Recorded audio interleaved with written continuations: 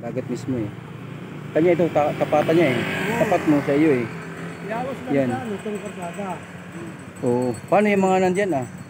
Ay wala akong usap niya, paggamit ng lupa. Bagay sa ano talaga ito eh. Hindi rin pwede ang kinin talaga yan. Gobyerno yan eh. Dagat. Direct lang yun. Magandong. Ito ano? May mga kotse na yun, pare. Doon sa likod pa. Kung sa Little Baguio ay. Sa ilog din ano. Doon sa pataas ng ang lusot ay Sadil. Oh. May kalsada, Sadil diretso. Doon ay babaw. Ito napakahilin nito. Mataas, overlooking. Overlooking. Sa dagat. Ayan, Dagat na mismo. dito bating yung bayar ko na ano, sa Ano pong tanim ito? Ha? Sa taas, may mga tanim? mga new ganyan. Niyugan, yung mga ilang puno po. Ito marami. Doon sa ibaba ng bago dumating ng karsada. Puro new ganyan.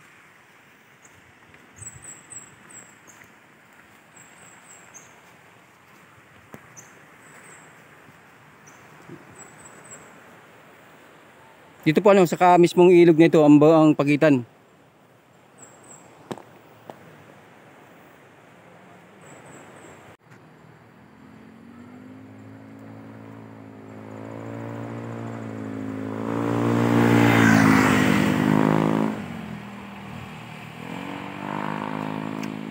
(1,000 square meter).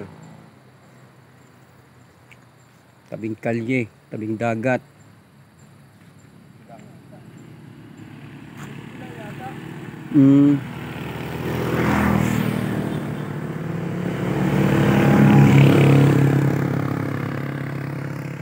Ayan ang dagat mismo.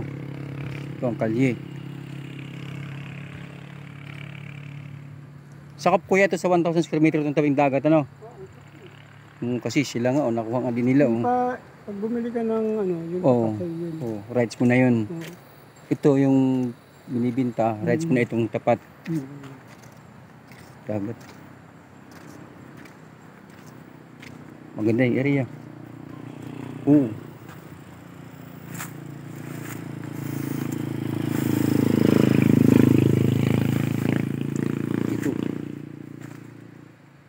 Ito ngayon yung ano.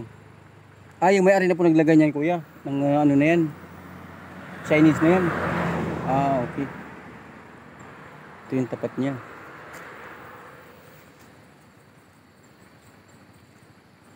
Yan mismo.